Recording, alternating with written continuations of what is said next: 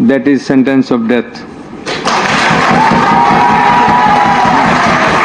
অভ্যুত্থানে ক্ষমতাচ্যুত হওয়ার পর শেখ হাসিনা এখন মৃত্যুদণ্ডপ্রাপ্ত।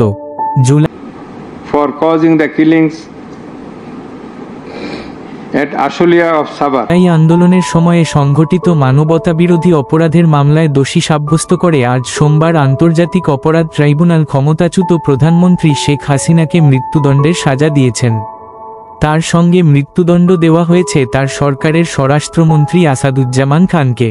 5 বছর কারাদণ্ডাদেশ হয়েছে বাকি আসামি সাবেক পুলিশ প্রধান চৌধুরী আবদুল্লাহ আল মামুনের। 78 বছর বয়সী শেখ হাসিনার অনুপস্থিতিতে এই রায় হয়। অভ্যুত্থানে ক্ষমতাচ্যুত হয়ে গত বছরের 5 আগস্ট তিনি দেশ ছেড়ে ভারতে গিয়ে ওঠেন। Killing of 6 persons. For all these 3 counts, we have decided to inflict her with only 1 sentence.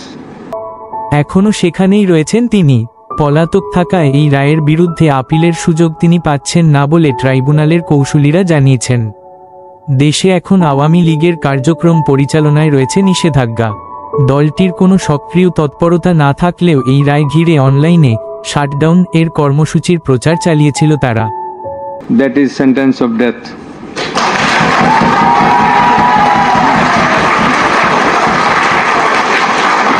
তার মধ্যে বিক্ষিপ্তভাবে বিভিন্ন স্থানে হাতবোমা হামলা ও গাড়ি পোড়ানোর ঘটনা ঘটছিল 13 নভেম্বর থেকেই।